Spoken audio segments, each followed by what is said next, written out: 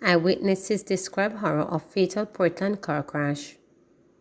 Eyewitnesses to the gruesome car crash in Portland, which claimed the lives of a father and a 6-year-old son, said it is not a sight they wish to behold ever again. A mother and daughter duo, whose house the car transporting the now deceased crashed into, told reporters that the accident left them feeling scared. "I am feeling weak as it is a frightening experience for me to be actually in your bed and something like this happen in your yard. It is not a good feeling. My joints are weak. It is tough and not a sight I want to experience again," the woman, who identified herself as Mary, stated. Mary, who said she was inside her room conducting her nightly prayers, said she was startled by vehicles coming down in her yard at high speed. She said the impact prompted her to run outside, where she came upon a destroyed motor vehicle with 3 people, including 2 children, trapped inside. "I was inside doing my prayers when I heard the vehicles coming out with a speed, and I heard a commotion and a vehicle coming down in the yard. I jumped up and ran and called my mother, as I think it was coming inside the house, as I heard it hit on the house. I shouted out to my mother to see if she was okay," she recounted. Her mother, Pina, told reporters that the rescue party managed to free one of the crash victims, a little girl who was later identified as the sister of the 6-year-old boy. Mary shared that her nephew rushed the little girl to the hospital. "He, my nephew, came back, and they were trying to take out the other 2 persons as their persons were in the car. They realized that they are not going to make it, so they called the police and fire truck.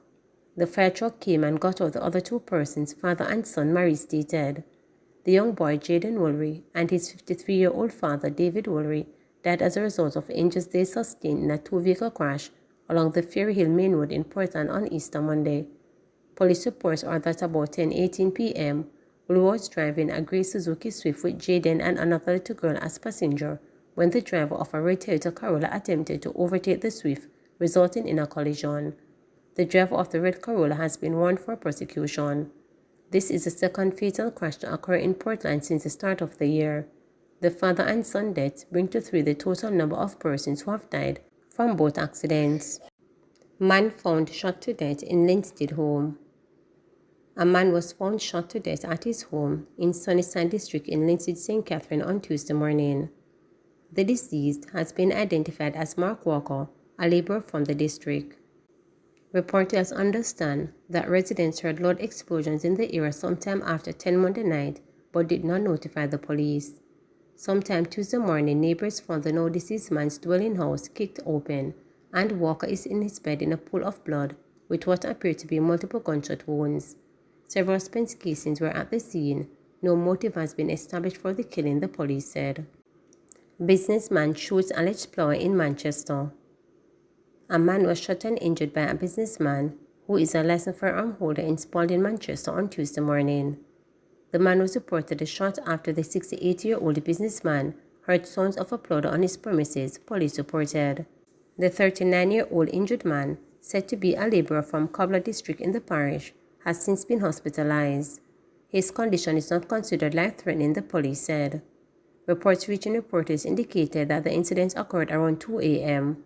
The police had declined to give further details on the incident until they do further investigations. 6 children remain hospitalized following Fern Gully crash. 6 children remain hospitalized following Sunday's fatal crash on the Fern Gully Main Road in St. Anne. A senior member of staff at the hospital said that the 6 children are among 12 patients from the crash who are still being treated for injuries sustained in the accident, which claimed the life of 49-year-old Suzette Thomas, a housekeeper of Wellman Street in Kingston. The senior member of staff said of the 12 who remain hospitalized, 5 are in critical condition. He further added that 11 patients who were involved in the crash have been treated and released. Police report that minutes to midday on Sunday, a 15-seater Nissan Caravan van with 23 persons aboard crashed into an embankment. It's reported that the right front tire of the vehicle blew out, causing the driver to lose control of the motor bus, which collided with a stone wall before overturning. The police were called to the scene and the injured were rushed to hospital. It is understood that 16 children and 7 adults were traveling in the van at the time of the accident. 2 children and 1 adult were transported to Kingston for treatment. It is reported that the passengers were traveling from Kingston to St. Mary on a fun-day trip. Increase in road fatalities in St. Anne. The St. Anne police are reporting an increase in road fatalities so far this year in comparison to the corresponding period last year. Head of the division, Senior Superintendent Dwight Powell, says 12 people have lost their lives in crashes since January. He said this is in comparison to the 7 deaths from collisions in corresponding period last year. SSP Powell called on motorists to be vigilant while traversing the roadway, noting that the life they save might be their own. He said the thoroughfare from Miami Bay to Discovery Bay is a crash hotspot. SSP Powell told motorists that they should be cautious, especially on the roadway. His appeal follows the fatal crash in Fern Gully in the parish on Sunday. It must be noted that since the start of this year, there have been 10 fatal collisions, resulting in 12 deaths when compared to 7 collisions and 7 deaths for the corresponding period last year. Just want to use this opportunity to advise the traveling public to please observe the rule of the road. Ensure that you follow precautionary procedures, and the life that you save may be your very own. We are seeing too many of these crashes occurring in the parish of St. Anne, and especially on the main arterial roadway between Miami Bay and Discovery Bay. That stretch of road is a pretty good traveling stretch, and we are advising the persons to use the road with caution and follow necessary road rules and precautionary measures. Assume nothing, believe nothing, check everything.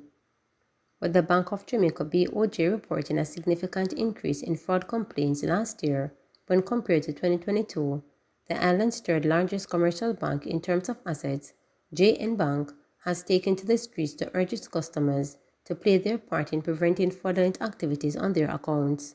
According to Lisa, Managing Director of JN Bank, keen partnerships between citizens, the state, and banking institutions are necessary to effectively combat fraud and cybercrimes.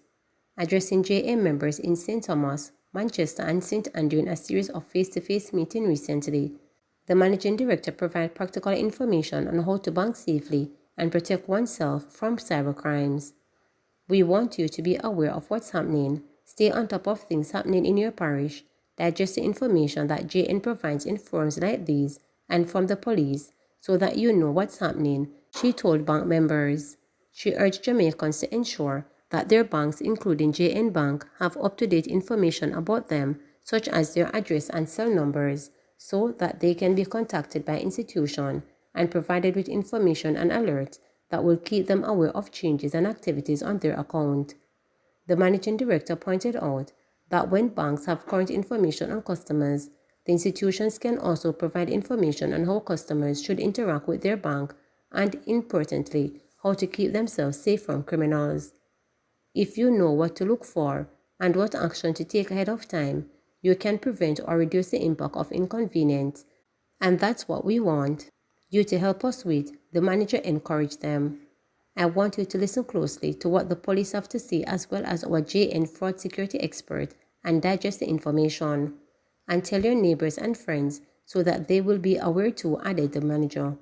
She was supported in St. Thomas and Manchester by Deputy Superintendent of Police Warren Williams, who is second in command at the Communication Forensics and Cybercrimes Division of the JCF.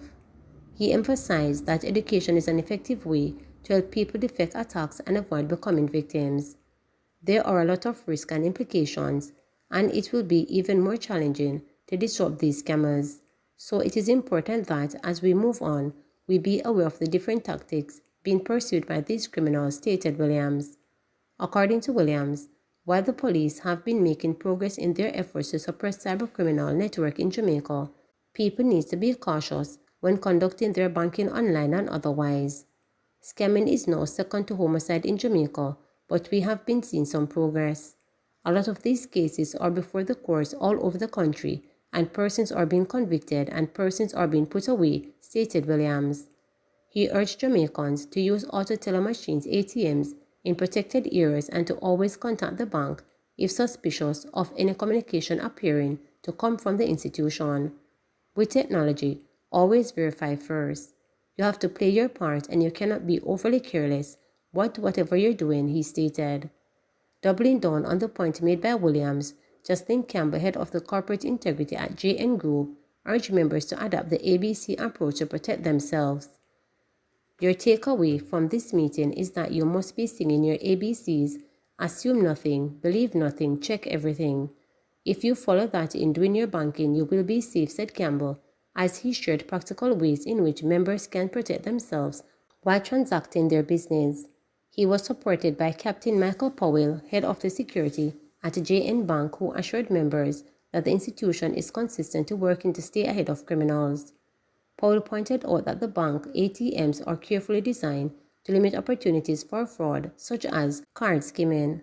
We have put measures in place to prevent skimming, but criminals are always working to find ways to counter, so we'll always be trying to improve.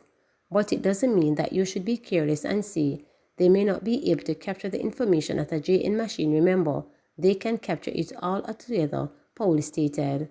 The BOJ, in its recent release annual report, said 147 complaints of fraud and inappropriate were made in 2023 compared to 45 in 2022.